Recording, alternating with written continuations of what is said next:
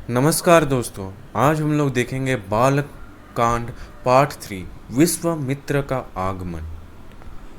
अयोध्यापति महाराज दशरथ के दरबार में यथोचित आसन पर गुरु वशिष्ठ, मंत्रीगण और दरबारी गण बैठे थे। अयोध्या नरेश ने गुरु वशिष्ठ से कहा, हे गुरुदेव, जीवन तो क्षणभंगुर है और मैं वृद्ध अवस्था की ओर अग्रसर होते जा रहा हूँ। राम, भरत, लक्ष्मण और शत्रुघ्न चारों ही राजकुमार अब वयस्क भी हो चुके हैं। मेरी इच्छा है कि शरीर को त्यागने के पहले राजकुमारों का विवाह देख लूं। अतः आपसे निवेदन है कि इन राजकुमारों के लिए योग्य कन्याओं की खोज करवाएं। महाराज दशरथ की बात पूरी होते ही द्वारपाल ने ऋषि विश्वामित्र के आगमन की सूचना दी। स्वयं राजा दशरथ ने द्वार तक जाकर विश्वामित्र की अभ्यर्थना की और आदरपूर्वक उन्हें दरबार के अंदर ले आए तथा गुरु वशिष्ठ के पास ही आसन देकर उनका यथोचित सत्कार किया। कुशल क्षेम पूछने के पश्चात राजा दशरथ ने विनम्र वाणी में ऋषि विश्वामित्र से कहा, हे मुनि श्रेष्ठ, आपके दर्शन से मैं कृतार्थ हुआ तथा आपके चरणों की पवित्र धूलि से यह राज दरबार और संपूर्ण अयोध्यापुरी धन्य हो गई। अब कृपा करके आप अपने आने का प्रयोजन बताइए। किसी भी प्रकार की आपकी सेवा करके मैं स्वयं को अत्यंत भाग्यशाली समझूंगा।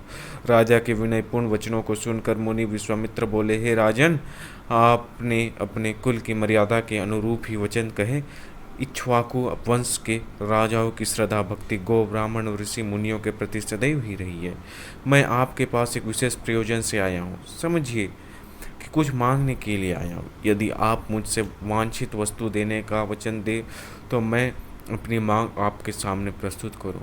आपके वचन न देने की दशा में मैं बिना कुछ मांगे ही वापस लौट जाऊंगा। महाराज दशरथ ने कहा, हे ब्रह्म ऋषि, आप निसंकोच अपनी मांग रखें। संपूर्ण विश्व जानता है कि रघुकुल के राजाओं का वचन ही उनकी प्रतिज्ञा होती है।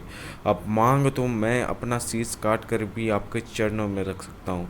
उनके इन वचनों से आश्वस्त ऋषि विश्वामित्र बोले, राजन, मैं अपने आश्रम में एक यज्ञ कर रहा हूँ। इस यज्ञ के पूर्णाहुति के समय मारीच और सुबाहु नाम के दो राक्षस आकर रक्त, मांस आदि अपवित्र वस्तु यज्ञ वेदी में फेंक देते हैं। इस प्रकार यज्ञ पूर्ण नहीं हो पाता। ऐसा वे अनेक बार कर चुके हैं। मैं उन्हें अपने तेज से श्राप देकर नष्ट भी नहीं कर सकता, क्योंकि यज्ञ करते समय क्रोध आना वर्जित है। मैं जानता हूँ कि आप मर्यादा का पालन करने वाले ऋषि मुनियों की हितैषी एवं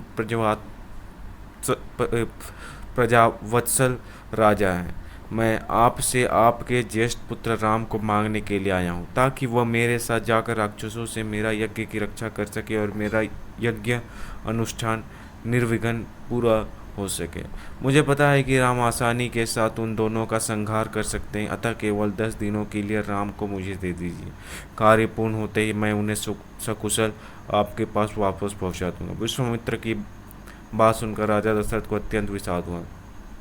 ऐसा लगने लगा कि अभी वे मूर्छित हो जाएंगे। फिर स्वयं को संभाल कर उन्होंने कहा, मुनिवर, राम अभी बालक है। राक्षसों का सामना करना उसके लिए संभव नहीं होगा। आपके यज्ञ की रक्षा करने के लिए मैं स्वयं ही जाने को तैयार हूँ। विश्वामित्र बोले, राजन, आप तनिक भी संदेह ना करें कि राम उनका सामना नहीं कर सकते। मैंने अपने योग बल से उनकी शक्तियों का अनुमान लगा लिया है। आप निशंक होकर राम को मेरे साथ भेज दीजिए।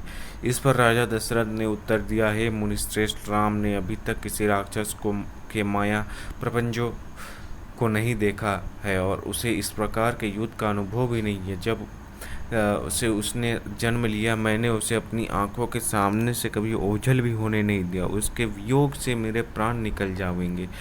आपसे विनय है कि कृपा करके मुझे ससैन्य चलने की आज्ञा दे। पुत्र मोह से ग्रसित होकर राजा दशरथ को अपनी प्रतिज्ञा से विचलित होते देख ऋषि विश्वामित्र आवेश में आ गए। उन्होंने कहा, राजन, मैं नहीं जानता था कि रघुकुल में अब प्रतिज्ञा पालन करने की परंपरा समाप्त हो गई है।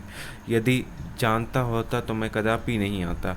लो, मैं अब चला जाता हूँ। बस समाप्त होते होते उनका मुख क्रोध से लाल हो गया। विश्वामित्र को इस प्रकार क्रुद्ध होते देखकर दरबारी एवं मंत्रीगण भयभीत हो गए और किसी प्रकार के अनिष्ट की कल्पना से वह कांप उठे। गुरु वशिष्ठ ने राजा को समझाया, हे राजन, पुत्र के मुंह में ग्रसित होकर रघुकुल की मर्यादा प्रतिज्ञा पालन का सत्यनिष्ठा को कलंकित मत कीजिए। मैं आपको परामर्श देता हूँ कि आप राम के बालक होने की बात को भूलकर एवं निशंक होकर राम को मुनिराज के साथ भेज दीजिए। महामुनि अत्यंत विद्वान, नीति निपुण और अस्त्र शस्त्र के ज्ञाता है। मुनिवर के साथ जाने से राम का किसी प्रकार से भी अहित नहीं हो सकता। उल्टे वे इनके साथ रहकर शस्त्र और शास्त्र विद्याओं के अत्यधिक निपुण हो जाएंगे तथा उनका कल्याण ही हो जाएगा। गुरु वशिष्ठ के वचनों से आश्वस्त होकर राजा दशरथ ने राम को बुला भेजा। राम के साथ साथ लक्ष्मण भी वहां चले आए। राजा दशरथ ने राम को ऋषि विश्वामित्र के साथ जाने की आज्ञा दी। पिता की आज्ञा शिरोधार्य करके राम के मुनिवर के साथ जाने के लिए तैयार हो जाने पर लक्ष्मण ने भी ऋषि विश्वामित्र से साथ चलने के लिए प्रार्थना की और अपने पिता से भी राम के साथ जाने के लिए अनुमति मांगी। अनुमति मिल जाने पर राम और लक्ष्मण सभी गुरुजनों से आशीर्वाद लेकर ऋषि विश्वामित्र के साथ चल पड़े। समस्त अयोध्या वासियों ने देख कि मंद गति से जाते हुए मुनिश्रेष्ठ विश्वामित्र के पीछे पीछे कंधों पर धनुष और तरकस के बाण रखे दोनों भाई राम और लक्ष्मण ऐसे लग रहे थे मानो ब्रह्मा जी के पीछे दोनों अश्विनी कुमार चले जा रहे हैं। अद्भुत कांति से युक्त दोनों भाई गोह की त्वचा से बने दस्ताने पहने हुए थे। हाथों में धनुष और काटी में तीक्ष्ण धार वाली कृपाणें शोभायमान हो रही थी। ऐसा प्रतीत होता था मानो स्वयं सूर्य ही शरीर धारण करके चले जा रहे हो। लता विटपों के मध्य से होते हुए 6 कोस लंबा मार्ग पार करके वे पवित्र सरयू नदी के तट पर पहुंचे। मुनि विश्वामित्र ने स्नेह युक्त मधुर वाणी में कहा, हे वत्स, अब तुम लोग सरयू के पवित्र जल से आचमन स्नान आदि करके अपनी थकान दूर कर लो। फिर मैं तुम्हें प्रशिक्षण दूंगा। सर्वप्रथम मैं तुम्हें बला और अति बला नामक विद्याएं सिखाऊंगा। इन विद्याओं के विषय में राम के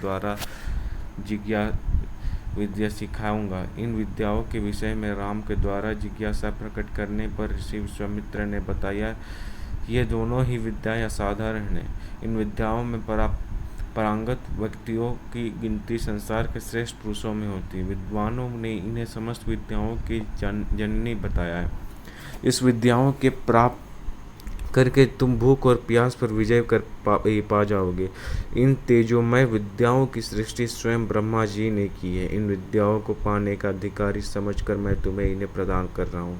राम और लक्ष्मण के स्नान आदि से निर्वृत्त होने के पश्चात विश्वामित्र जी ने उन्हें इन विद्याओं की दीक्षा दी।